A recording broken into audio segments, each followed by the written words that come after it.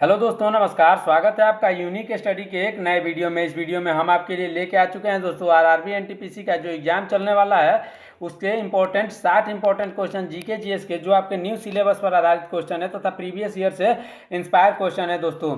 ये most important question होने वाला है दोस्तों, तथा इससे आने की पूरी संभावना है। इसलिए वीडियो में बिना एक भी क्वेश्चन मिस किए पूरा जरूर देखिएगा दोस्तों। पढ़ते हैं अपने पहले क्वेश्चन के साथ। हमारा पहला क्वेश्चन है, म्यूचुअल फंड और स्टॉक मार्केट का नियंत्रण किसके पास होता है? इसका सही आंसर सेबी हो जाएगा दोस्तों। ऑप्शन नंबर बी सेबी इसका सही आंसर हो जाएगा। अगला क्वेश्चन देखते हैं दोस्तों, ध्यान दीजिएगा।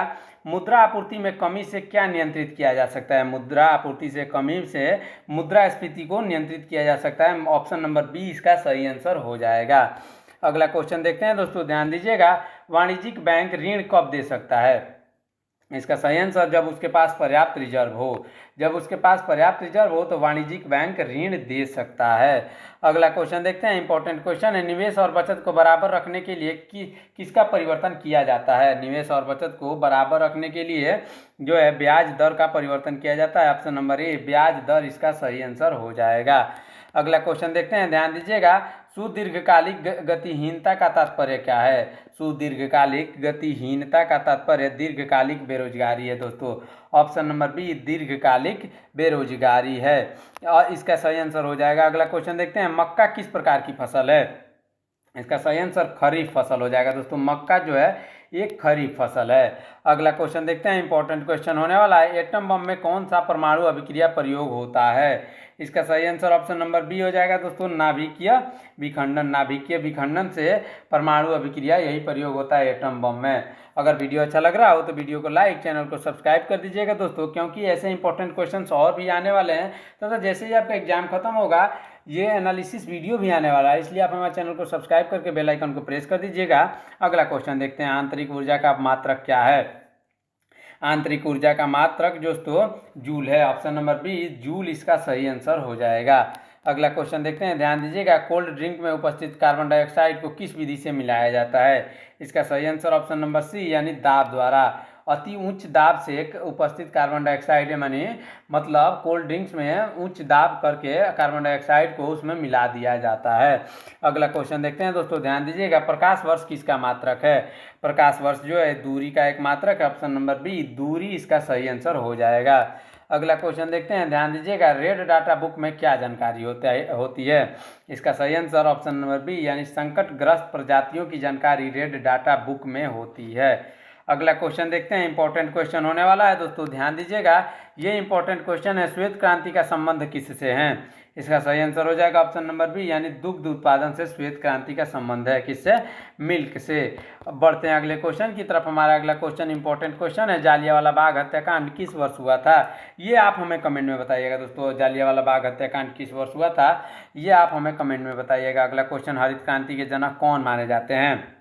ये इंपॉर्टेंट क्वेश्चन है। हरित क्रांति के जनक जो है एम.एस. स्वामीनाथन को माना जाता है। किसको? एम.एस. स्वामीनाथन को माना जाता है क्या हरित क्रांति का जनक। अगला क्वेश्चन देखते हैं, ध्यान दीजिएगा। हमारा अगला क्वेश्चन है, डीएनए की खोज किसने की थी? डीएनए की खोज वाटसन और क्रिक ने की थी। ऑप्शन नंबर ए वाटसन और क्रिक इसका सही आंसर होगा। अगला क्वेश्चन देखते हैं, कर्क रेखा भारत के किन राज्यों से होकर नहीं गुजरती है? कर्क रेखा जो है भारत के उड़ीसा से होकर नहीं गुजरती है, बाकी राजस्थान, झारखंड, त्रिपुरा, मिजोरम इत्यादि राज्यों से होकर गुजरती है। अगला क्वेश्चन ध्यान दीजिएगा दोस्तों, पारे के बाद सबसे भारी धातु कौन सी है? पारे के बाद सबसे भारी धातु ऑस्मियम होता है दोस्तों। ऑप्शन नंबर सी ऑस्मियम इसका सही आंसर हो जाएगा। अगला क्वेश्चन देखते हैं, माउंट एवरेस्ट की ऊंचाई कितनी है? माउंट एवरेस्ट की ऊंचाई 8,848 मीटर है दोस्तों। 8,848 मीटर माउंट एवरेस्ट की ऊंचाई है। अगला क्वेश्चन देखते हैं, ध्यान दीजिएगा। हमारा अगला क्वेश्चन है, भाभा परमाणु अनुसंधान केंद्र कहाँ स्थित है? भाभा परमाणु अनुसंधान केंद्र जो है वो मुंबई में स्थित है। मुंबई इसका सही आंसर हो जाएगा।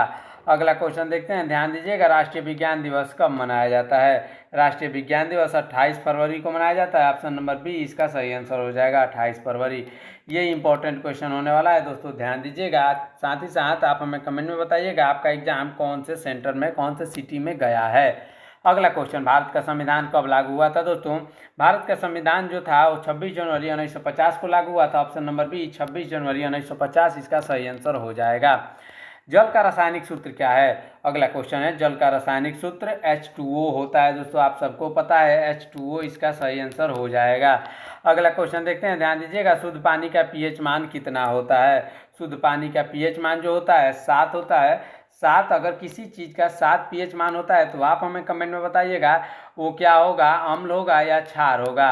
आप हमें कमेंट में बताइएगा अम्ल या क्षार या उदासीन, आप हमें कमेंट में ज़रूर बताइएगा दोस्तों। अगला क्वेश्चन देखते हैं, हमारा अगला क्वेश्चन है, ध्यान दीजिएगा, मानव शरीर में सबसे बड़ी ग्रंथि कौन सी है? इसका सही आंसर हो जाएगा यकृत यानी लीवर। लीवर जो है मानव शरीर में सबसे बड़ी ग्रंथि है। अगला क्वेश्चन देखते हैं, पृथ्वी की परिक्रमा करने वाला उपग्रह कौन सा था? पृथ्वी की परिक्रमा करने वाला उपग्रह जो था स्पुतनिक 1 था। स्पुतनिक 1 ऑप्शन नंबर बी इसका सही आंसर हो जाएगा। अगला क्वेश्चन देखते हैं दोस्तों, हमारा अगला क्वेश्चन है 26 नंबर, विटामिन सी की कमी से कौन सा रोग होता है? विटामिन सी की कमी से स्कर्वी रोग होता है दोस्तों, ऑप्शन नंबर ए स्कर्वी इसका सही आंसर हो जाएगा। अगला क्वेश्चन देखते हैं, ध्यान दीजिएगा, भारत की पहली महिला राष्ट्रपति कौन थी? भारत की पहली महिला राष्ट्रपति प्रतिभा सिंह पाटिल थी दोस्तों। प्रतिभा पाटिल के नाम से भी जाना जाता है, प्रतिभा सिंह पाटिल। अगला क्वेश्चन देखते हैं, ध्यान दीजिएगा, भारतीय संविधान में कितने मूल अधिकार है? भारतीय संविधान में जो मूल अधिकार है वो 8 है दोस्तों, ऑप्शन नंबर डी 8 इसका सही आंसर हो जाएगा। अगला क्वेश्चन देखते हैं, इंपॉर्टेंट क्वेश्चन होने वाला है, द्रव्य का घनत्व किससे नापा जाता है? किस में मापा जाता है? द्रव्य का घनत्व जो है वो किलोग्राम घन मीटर में प्रति वर्ग घन मीटर मापा जाता है। किलोग्राम केजी प्रति मीटर क्यूब से मापा जाता है, ये भी इसका एक प्रकार हो जाएगा। अगला क्वेश्चन देखते हैं, ध्यान दीजिएगा, सूर्य का तापमान लगभग कितना होता है? सूर्य का तापमान जो है लगभग 6000 डिग्री सेल्सियस होता है, option number A 6000 degree Celsius. अगला क्वेश्चन देखते हैं दोस्तों, ध्यान दीजिएगा, हमारा अगला क्वेश्चन है, भारत का उपग्रह कौन था? भारत का उपग्रह दोस्तों आर्यभट्ट था, ऑप्शन नंबर सी आर्यभट्ट इसका सही आंसर हो जाएगा। अगला क्वेश्चन इंपॉर्टेंट क्वेश्चन होने वाला है, दूध को दही में बदलने वाला बैक्टीरिया कौन सा है? दूध को दही में बदलने वाला बैक्टीरिया जो है लैक्टोबैसिलस है, लैक्टोबैसिलस इसका सही आंसर हो जाएगा। अगला क्वेश्चन देखते हैं दोस्तों, ध्यान दीजिएगा, कोशिका का पावर हाउस किसे कहते हैं? कोशिका का पावर हाउस माइटोकॉन्ड्रिया को कहा जाता है, ऑप्शन नंबर बी माइटोकॉन्ड्रिया इसका सही आंसर हो जाएगा। अगला क्वेश्चन इंपॉर्टेंट है दोस्तों, ध्यान दीजिएगा, मानव शरीर की सबसे लंबी हड्डी कौन सी है? मानव शरीर की सबसे लंबी हड्डी जो है वो फीमर है दोस्तों।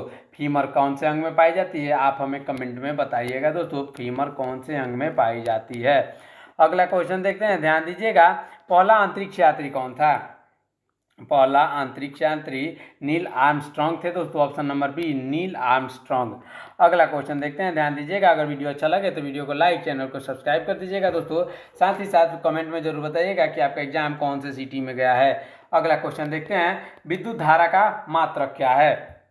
विद्युत धारा का मात्रक जो है ऑप्शन नंबर बी यानी एम्पियर है, विद्युत धारा का मात्रक एम्पियर है। अगला क्वेश्चन देखते हैं, ध्यान दीजिएगा, हमारा अगला क्वेश्चन है, भारत में योजना आयोग का गठन कब हुआ? भारत में योजना आयोग का गठन 1950 में हुआ था दोस्तों, ऑप्शन नंबर बी 1950 इसका सही आंसर हो जाएगा। अगला क्वेश्चन देखते हैं, 38 नंबर क्वेश्चन है, इंपॉर्टेंट क्वेश्चन है, सबसे छोटा कण कौन सा है? सबसे छोटा कण जो है इलेक्ट्रॉन है दोस्तों, ऑप्शन नंबर सी इलेक्ट्रॉन इसका सही आंसर हो जाएगा। अगला क्वेश्चन देखते हैं दोस्तों, ध्यान दीजिएगा, हमारा अगला क्वेश्चन है, रक्त का शुद्धिकरण किस अंग द्वारा किया जाता है? रक्त का शुद्धिकरण जो है वृक्क यानी गुर्दा या किडनी के द्वारा किया जाता है, किडनी इसका सही आंसर हो जाएगा। अगला क्वेश्चन देखते हैं, इंपॉर्टेंट क्वेश्चन होने वाला है, पृथ्वी एक दिन में कितने डिग्री घूमती है?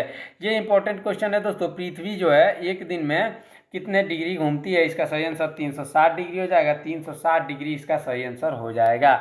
अगला क्वेश्चन देखते हैं दोस्तों, ध्यान दीजिएगा, दूरबीन का आविष्कार किसने किया था? सबसे पहले दूरबीन का आविष्कार गैलीलियो ने किया था दोस्तों, गैलीलियो इसका सही आंसर हो जाएगा। अगला क्वेश्चन देखते हैं दोस्तों, ध्यान दीजिएगा, लाल रक्त कणिकाओं का जीवन काल कितना होता है? यानी RBC यानी रेड ब्लड कार्पोसेल्स का जीवन काल जो होता है 120 दिन होता है, ऑप्शन नंबर सी इसका सही आंसर हो जाएगा 120 दिन। अगले क्वेश्चन की तरफ बढ़ते हैं, हमारा अगला क्वेश्चन है, सूर्य ग्रहण कब लगता है? सूर्य ग्रहण कब लगता है दोस्तों? इसका सही आंसर ऑप्शन नंबर सी हो जाएगा, जब चंद्रमा सूर्य और पृथ्वी के बीच आ जाता है। जब चंद्रमा सूर्य और पृथ्वी के बीच आ जाता है तब ही क्या लगता है? सूर्य ग्रहण लगता है। अगला क्वेश्चन देखते हैं, इंपॉर्टेंट क्वेश्चन है, रासायनिक परिवर्तन का उदाहरण कौन है? रासायनिक परिवर्तन किसे कहते हैं तथा भौतिक परिवर्तन किसे कहते हैं दोस्तों? आपको इसमें अंतर समझना होगा। रासायनिक परिवर्तन वे परिवर्तन होते हैं जो एक बार जिस परिवर्तन हो जाता है वो दोबारा अपने पुराने रूप में नहीं आता है, उसे रासायनिक परिवर्तन कहते हैं। तो आप हमें इनमें से देख के बताइए कि कौन सा रासायनिक परिवर्तन होगा। अगर आप पानी को उबाल सकते हैं तो उसको ठंडा भी कर सकते हैं, इसलिए ये भौतिक परिवर्तन है। बर्फ़ को अगर आप पिघला सकते हैं तो उसे फ्रिज में रखकर फिर से बर्फ़ भी जमा सकते हैं, इसलिए ये भी भौतिक परिवर्तन है। नमक को घोल के फिर उसको गर्म करके वाष्पोत्सर्जन करके आप फिर से नमक बना सकते हैं, इसलिए ये भी भौतिक परिवर्तन है। लेकिन जब एक बार दूध फट जाता है किसी भी एसिड के कारण तो उसे फिर पुनः दूध में हम कन्वर्ट नहीं कर सकते हैं, इसलिए इसका आंसर हो जाएगा ऑप्शन नंबर सी, दूध का फटना एक रासायनिक परिवर्तन है।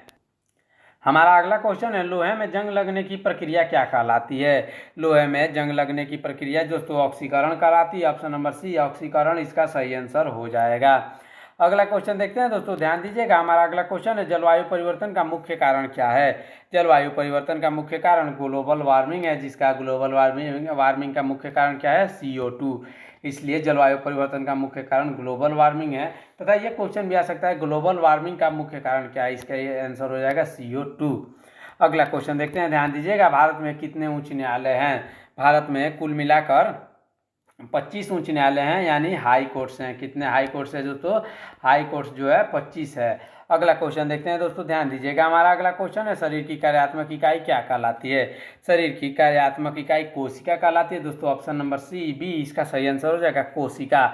अगला क्वेश्चन देखते हैं दोस्तों, ध्यान दीजिएगा। प्रकाश किस गति से चलता है? इसका सही आंसर ऑप्शन नंबर बी हो जाएगा दोस्तों, 3 × 10⁸ मीटर पर सेकंड की गति से क्या चलता है? प्रकाश 3 × 10⁸ मीटर प्रति सेकंड के हिसाब से प्रकाश अपने गति करता है। अगला क्वेश्चन, बैरोमीटर किसे नापता है दोस्तों? या बैरोमीटर से क्या मापा जाता है? इसका सही आंसर ऑप्शन नंबर बी, यानी दाब मापा जाता है। दाब को बैरोमीटर की सहायता से मापा जाता है। दाब का SI मात्रक क्या होता है दोस्तों? पास्कल होता है। अगला क्वेश्चन देखते हैं दोस्तों, ध्यान दीजिएगा। रक्त में कौन सा तत्व ऑक्सीजन ले जाने का कार्य करता है? रक्त में जो है हीमोग्लोबिन जो है वो ऑक्सीजन ले जाने का कार्य करता है। अगला क्वेश्चन देखते हैं, ध्यान दीजिएगा। ग्रीन हाउस गैसों में कौन सी गैस शामिल है? ग्रीन हाउस गैसों में जो है कार्बन डाइऑक्साइड शामिल है। Option number C carbon dioxide इसका सही आंसर हो जाएगा। अगला क्वेश्चन देखते हैं, हृदय किस प्रकार की मांसपेशी से बना होता है? हृदय जो है दोस्तों वो हृदय मांसपेशी से बना होता है। ऑप्शन नंबर सी हृदय मांसपेशी इसका सही आंसर हो जाएगा। अगला क्वेश्चन, ग्लूकोज का सूत्र क्या है? C6H12O6 ग्लूकोज का सूत्र होता है। ऑप्शन नंबर ए C6H12O6 इसका सही आंसर हो जाएगा। अगला क्वेश्चन देखते हैं दोस्तों, ध्यान दीजिएगा। पाचन क्रिया सबसे पहले कहाँ शुरू होती है? पाचन क्रिया सबसे पहले मुख गुहा से ही शुरू हो जाती है, यानी दांतों से ही शुरू हो जाती है पाचन क्रिया। अगला क्वेश्चन देखते हैं, मानव शरीर में सबसे छोटा हड्डी कौन सा है? मानव शरीर में सबसे छोटा हड्डी स्टेपीज है। स्टेपीज इसका सही आंसर हो जाएगा। तथा सबसे बड़ा हड्डी जो है फीमर है। ये बड़ा हड्डी है मानव शरीर में, ये छोटा हड्डी है मानव शरीर में। बढ़ते हैं अगले क्वेश्चन की तरफ। हमारा अगला क्वेश्चन इंपॉर्टेंट होने वाला है दोस्तों, ध्यान दीजिएगा। गैसों का आयतन किसके अनुपात में होता है? गैसों का आयतन जो है वो दाब के अनुपात में होता है। ऑप्शन नंबर ए दाब इसका सही आंसर हो जाएगा। अगला क्वेश्चन देखते हैं दोस्तों, ध्यान दीजिएगा। DNA में कौन से अणु पाए जाते हैं? DNA में जो है नाइट्रोजन क्षारक और फॉस्फेट पाए जाते हैं। ऑप्शन नंबर बी नाइट्रोजन क्षारक और फॉस्फेट इसका सही आंसर हो जाएगा। अगला क्वेश्चन देखते हैं दोस्तों, ध्यान दीजिएगा। जल का घनत्व अधिकतम किस तापमान पर होता है? जल का घनत्व जो है अधिकतम जो है 4 डिग्री सेल्सियस पर होता है। ऑप्शन नंबर बी इसका सही आंसर हो जाएगा। अगला क्वेश्चन इंपॉर्टेंट क्वेश्चन है दोस्तों, ध्यान दीजिएगा। हमारा 60 नंबर क्वेश्चन है, ऊष्मा का संचरण कितने प्रकार से होता है? ऊष्मा का संचरण जो है वो दोस्तों 3 प्रकार से होता है। ऑप्शन नंबर सी 3 प्रकार इसका सही आंसर हो जाएगा। इस प्रकार हमारा ये 60 इंपॉर्टेंट क्वेश्चन यहीं पे ख़त्म होते हैं। अगले इंपॉर्टेंट क्वेश्चन अभी भी आने बाकी हैं, तब तक आप हमारे चैनल को सब्सक्राइब कर दीजिएगा दोस्तों, साथ ही लाइक कर दीजिएगा। जैसे ही आपका जो एनालिसिस वीडियो अपलोड होगा आपके पास पहले पहुंच जाएगा, इसलिए आप हमारे चैनल को सब्सक्राइब करके बेल आइकन को प्रेस जरूर कर दीजिएगा। मिलते हैं नेक्स्ट वीडियो में, तब तक के लिए रखिए अपना ख्याल। धन्यवाद। जय हिंद।